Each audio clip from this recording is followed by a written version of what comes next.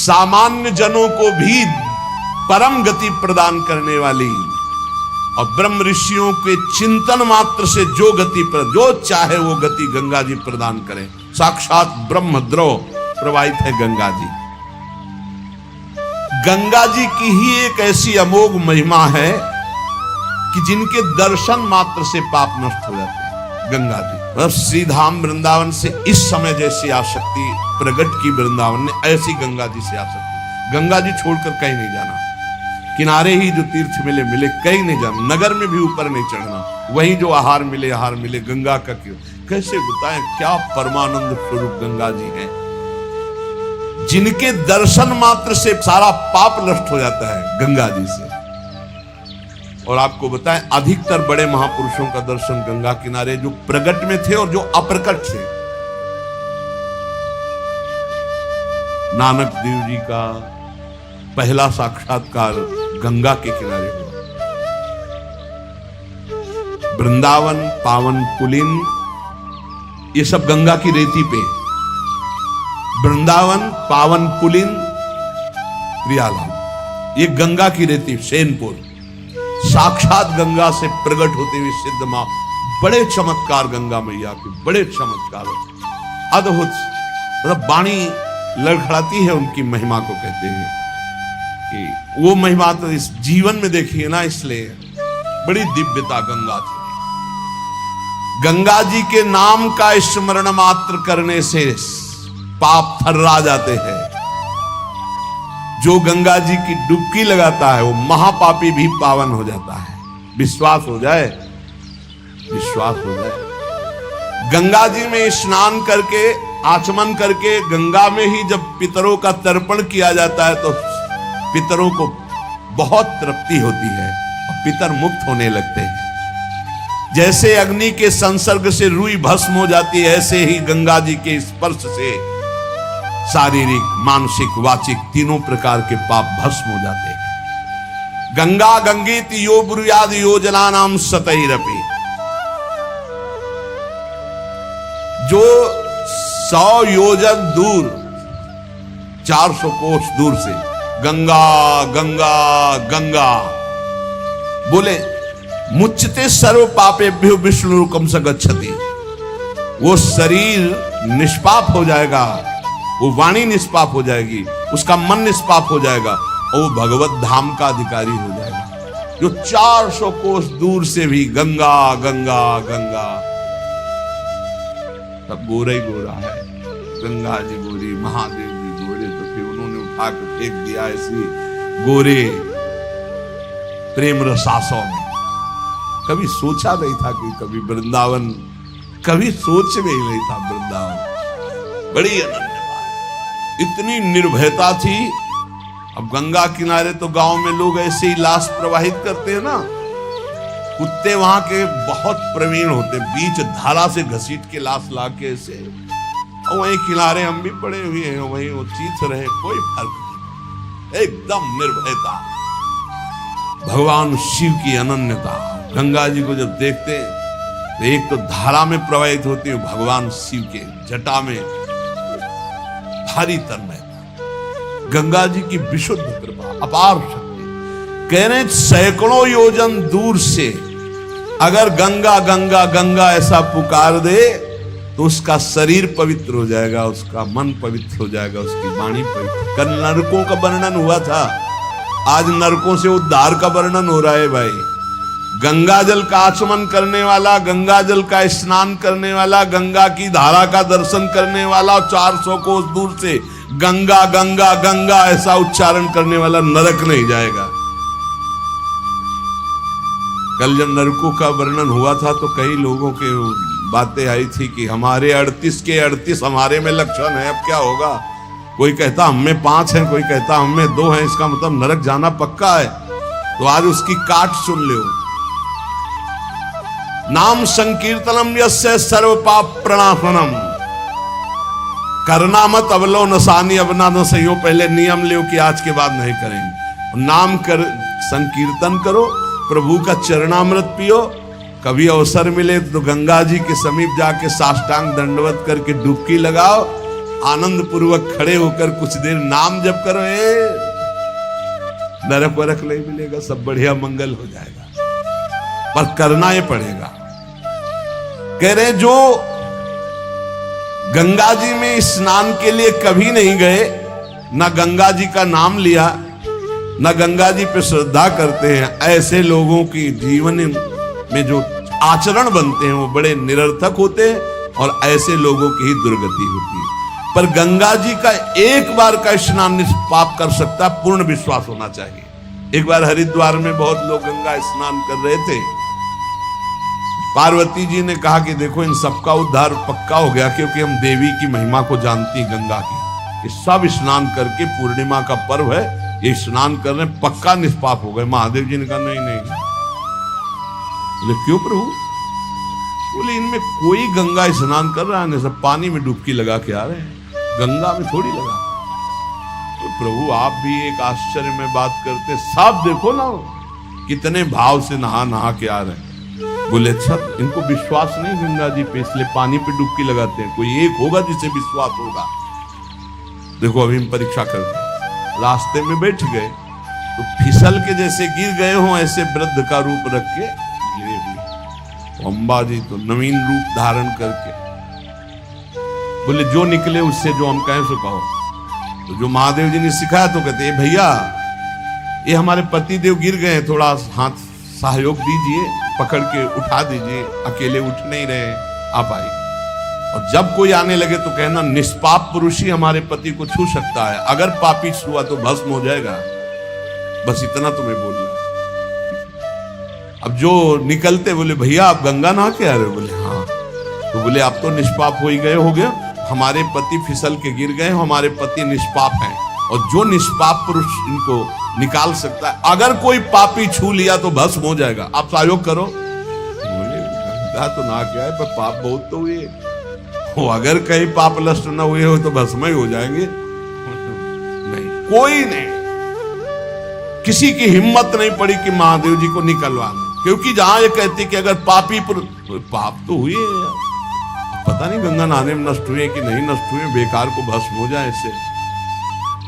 उनमें एक आदमी सरल भाव से गंगा गंगा गंगा माँ गंगे स्नान किया और बोले भैया हमारे पति को निकलवा। बोले अच्छा भैया, लुटा रखा। बोले भैया एक बात सुन लो, हमारे पति निष्पाप हैं, अगर पापी पुरुष छुएगा तो भस्म हो जाएगा। बोले भैया आपको विश्वास नहीं, गंगा मैया में स्नान करके आ रहा हूं, अब भी पापी हूं। और तत्काल भगवान बाहर निकाल के जब चला गया तो भगवान शिव ने कहा ये केवल गंगा स्नान करके आया। इसकी अर्थात भाव विद्यते देवा ना पाषाणे ना मूर्ते। यदि हम भगवान के नाम, भगवान के धाम, भगवान के इन पावन तीर्थों पर दृढ़ विश्वास करते हैं तो बहुत जल्दी लाभ प्राप्त होता है। ये विश्वास के लिए सुनाता शास्त्र, ऋषि मुनि सब ये विश्वास के लिए सुनाते। हमें दृढ़ विश्वास कर लेना चाहिए कि अब हमारा कल्याण तो हो ही गया। जैसे गंगा जी क्या है? भगवान श्री कृष्ण का चरणामृत है। गांगम वारी मनोहारी मुरारी चरणच्युतम त्रिपुरार शिरश्चार, जिसे भगवान शिव मस्तक पर धारण किए। अपने लोग रोज चरणामृत पीते हैं, किनका? प्रिया प्रीतम का। अब और गंगा की जरूरत पड़ेगी? जहां से गंगा प्रकट हुई उनके सर्वांग स्नान का जल हम। यमुना जी, जब यमुना जी गंगा जी से मिली तो गंगा जी ऐसे होकर प्रणाम मुद्रा में मिली यमुना जी से। यमुना जी ने कहा तुम्हारा हो भाग्य कि तुम जगत पावन करने वाली गंगा हो। तो उनका तुम्हारे सामने मेरी कोई सामर्थ्य नहीं, क्योंकि तुम में प्रभु पूर्ण अवगाहन करते, हम तो प्रभु के चरण धोवन मात्र हैं, आपके ऊपर तो पूर्ण प्रभु की कृपा है।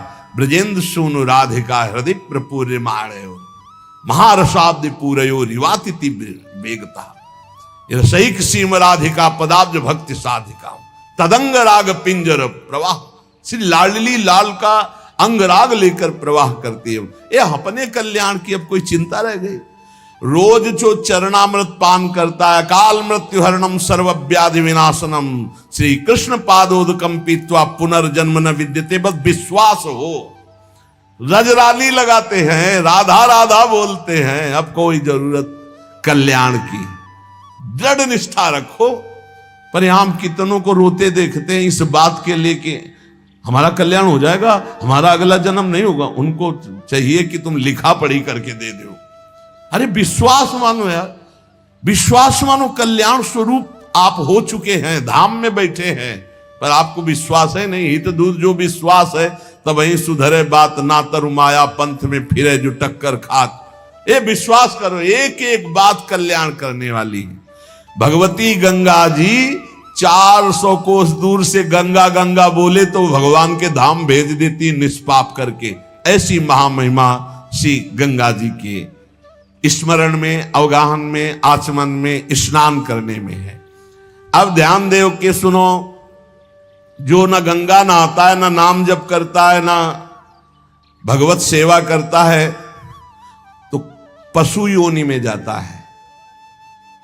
कह रहे हैं पूतिगंधम तमोमेध्यम वर्जनीयम प्रकीर्तितम पूर्वत भक्षणे प्रीता अद्य पापम करोति च स्तेयशीलो निशाचारी बुद्धिर्गेयः सवंचकः अबुधा सर्वकारेषु अज्ञाता सर्वकर्मसु समयाचारहीनस्तु पशुरेव स बालिसाः। ये पशु योनि में जन्म लेंगे ऐसे लोग। कैसे लोग? नरक जाएंगे, कल चर्चा। गंगा जी की महिमा अपार। अब सुनो, पशु योनि में कौन जाएगा?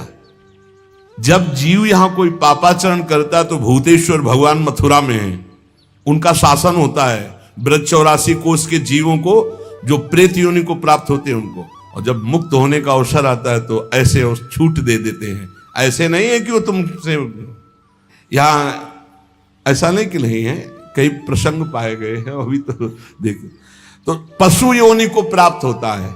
देखो, जो रात के 11 बजे के बाद 3 बजे के बीच में भोजन करता है, ये निशाचर है। निशा माने रात, चर माने विचरने वाले। रात में खाना, रात में तुमको 8-10 बजे तक भोजन कर लेने का नियम। 11 आखिरी है, 11 के बाद भोजन में बिल्कुल नहीं होना चाहिए। ये रात नहीं है ऐसे कि तुम्हारा जब मना है तब भोजन। 11 से लेकर 3 बजे के बीच में बिल्कुल नहीं।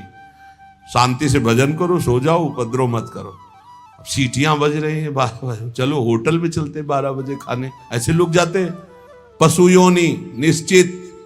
अपवित्र भोजन, दुर्गंध युक्त भोजन, अभक्ष भोजन, इनको पाने में जो आनंद मानता, रात के 11 से 3 के बीच में भोजन, जो रात में आहार ऐसा करता है उसको पशु योनि मिलती है।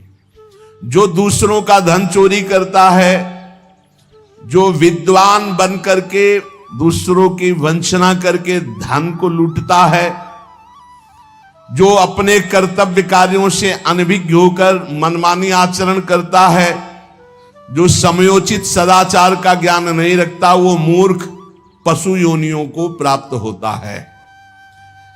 जो हिंसक स्वभाव का है, जो अपने परिवार वालों को पीटता है, गाली गलौज, थोड़ी सी संपत्ति के लिए मारपीट, ऐसी लड़ाई झगड़ा, कलहप्रिय, कायर, कुत्ते की योनि को प्राप्त होता है। लिखा हुआ है वो कुत्ते की योनि को प्राप्त होता है। जो थोड़े से हिस्सा के लिए भाई बंधुओं को मारपीट, कलह, लड़ाई झगड़ा, इस तरह का व्यवहार, हिंसक स्वभाव, क्रूर स्वभाव, इनको कुत्ते की योनि प्राप्त होती है। जो चंचल स्वभाव, देखो कुछ न कुछ करते जा, बैठे तो पैर हिला रहे, वो मतलब शांत नहीं रह सकते, उनके शरीर में वाइब्रेट होता रहता है। वाइब्रेट जैसे मोबाइल नहीं झनझनाता रहे, वो झनझनाते रहे। सुन लो भाई क्या बनोगे।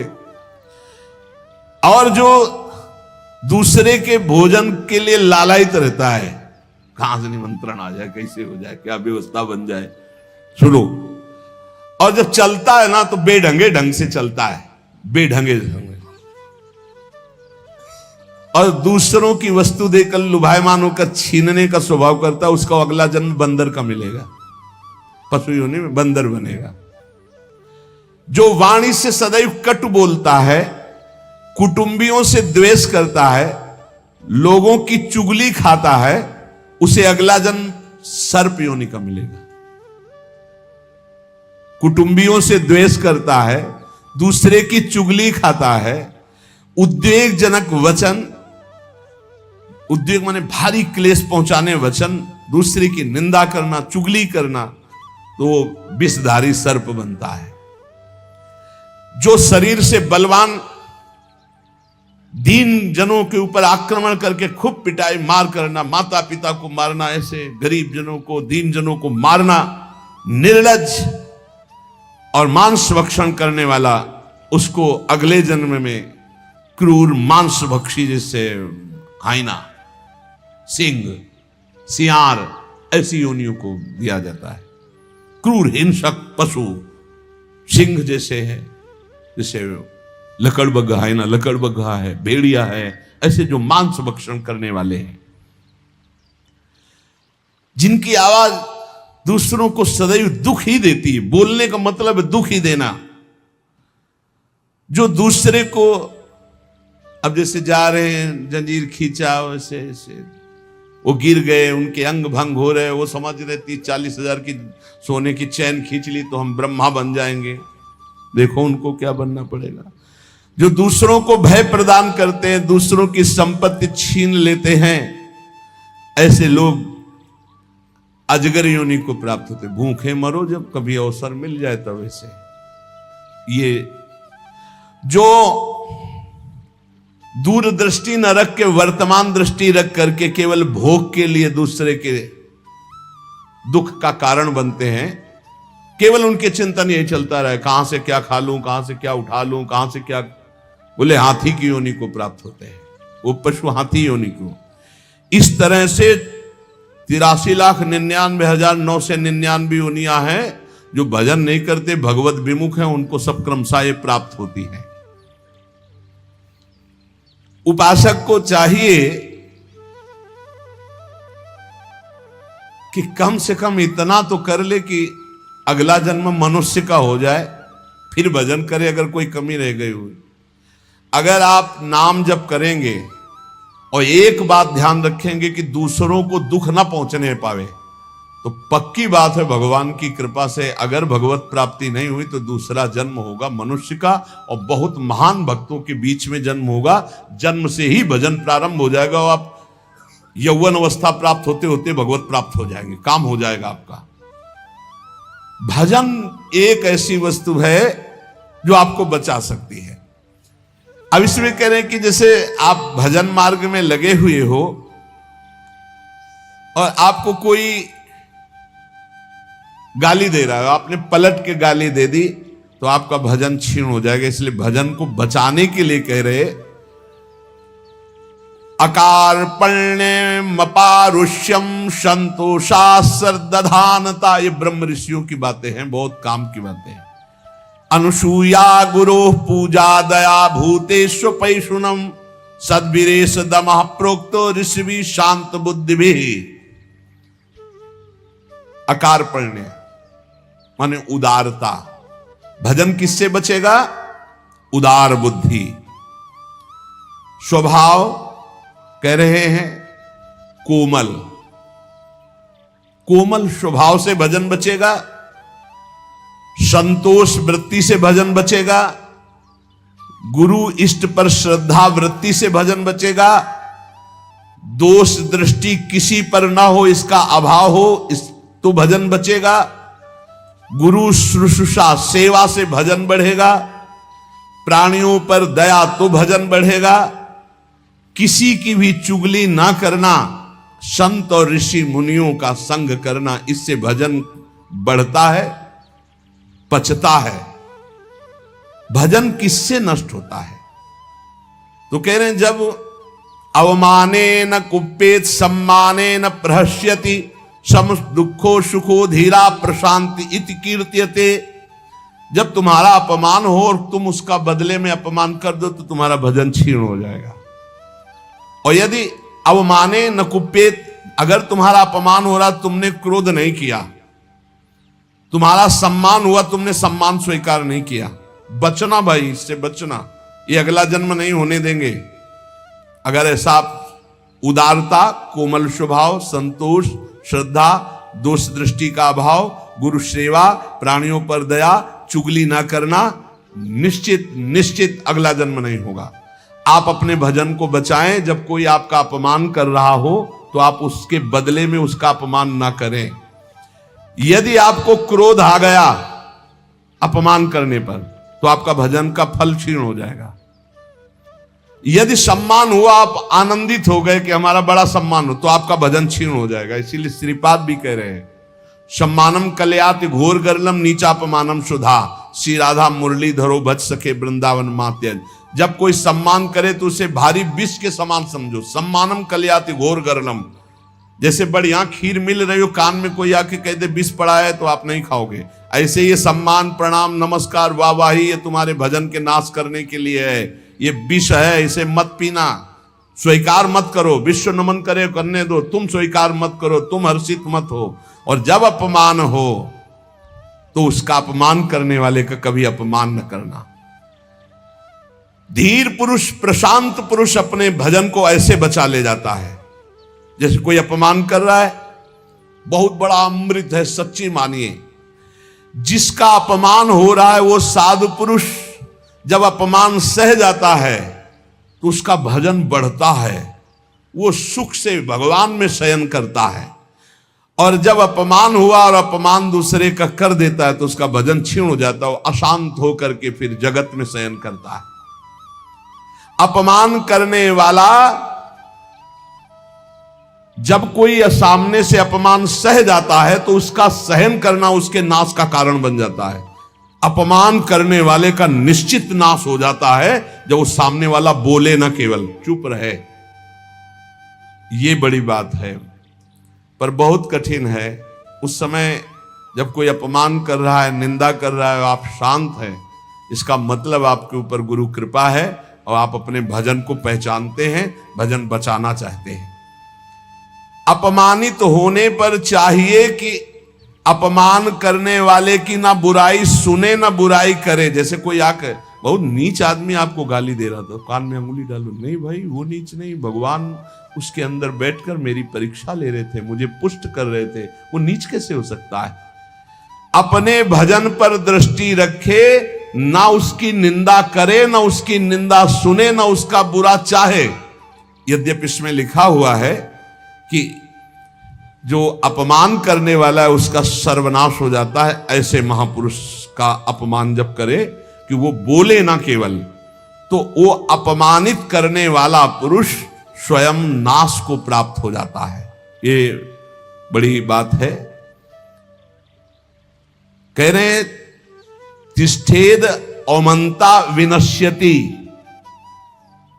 अगर वो अपमान जिसका कर रहा है वो महात्मा भजन करने वाला शांत है, कुछ नहीं बोल रहा है, वो तो सुख से शयन करेगा परमात्मा में और उसका भजन सुरक्षित बच गया और जो भी कलमश हुआ होगा वो भस्म हो गया। लेकिन अपमान करने वाला बोले विनश्यति, उसका नाश पक्का हो जाएगा। अपमानित होने पर साधक को चाहिए कि कभी अपमान करने वाले की ना बुराई सुने और ना बुराई करे, उसका भजन बच जाएगा, भगवान की कृपा हो जाएगी। अमृतस्येव तृप्येत अपमानस्य योगवित् विषवच्च जुगुप्सेत सम्मानस्य सदा द्विजः। साधक को चाहिए कि अपमान को अमृत के समान पान कर ले, नीचापमानम सुधा। देखो साधक, अपमान को अमृत के समान, जब कोई अपमान कर रहा हो तो ऐसे खुश होना चाहिए काम बन गया। भगवत प्राप्ति में जो बाधक भाव है, इसके अपमान करने से भस्म हो जाएंगे, भगवान हम पर प्रसन्न होंगे। मौन, कभी उसकी तरफ रुद्र दृष्टि से भी न देखो। अपमान करने, ये भागवतिक लक्षण है। अमृतस्येव तृप्येत अपमानस्य योगवित्। अमृत है अपमान। पर देखो ध्यान दीजिए, यदि आपकी कोई निंदा कर रहा है और सही में कर रहा है निंदा, तो तुम्हें सुधार करना चाहिए। वो तुम्हारे लिए अमृत नहीं है, वो विष है, सुधार करो। और अगर वास्तविक हमारी कोई गलती नहीं, हमारा अपमान, हमारी निंदा हो रही, तो नाचना चाहिए कि बहुत बड़ा विघ्न नष्ट हो गया और भजन में हमारी उन्नति अब पक्की होगी, पक्की उन्नति होगी, लौकिक और पारलौकिक। विषवच्च जुगुप्सेत सम्मानस्य सदा देह। साधक को चाहिए कि सम्मान से ऐसे बचे जैसे विष भरे भोजन से बचा जाता है। सम्मान स्वीकार न करें, प्रणाम नमस्कार ऐसे। श्री हरिवंश कोई कह रहा है श्री हरिवंश, अब वो अगर पंचांग प्रणाम कर रहा है तो आप भी नमन कीजिए और निकल जाइए, व्यवहार मत बनाइए, दोबारा वो ना प्रणाम करे ऐसी भावना रखिए। अगर ज्यादा आप उससे प्यार करेंगे कि ये प्रणाम कर रहा है तो सम्मान स्वीकार कर रहे। सम्मान देने वाले से ज्यादा प्यार नहीं किया जाता। राधा जल्दी, सम्मान विष है और अपमान करने वाले को प्यार दृष्टि से देखा जाती है। आप बड़े हितैषी हो, हमारा भजन बढ़ेगा, भगवान की प्राप्ति होगी, पर ऐसी अपनी तरफ से चेष्टा ना करे कि कोई अपमान करे। अपमान से सदैव तप की वृद्धि होती है। अपमानात तपो वृद्धि, सम्मानाच तपः क्षया।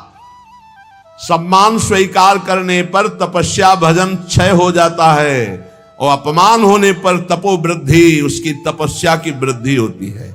अर्चिता पूजितो विप्रा दुग्धा गौरी गच्छति। जो अपनी पूजा कराने लगता है, अपने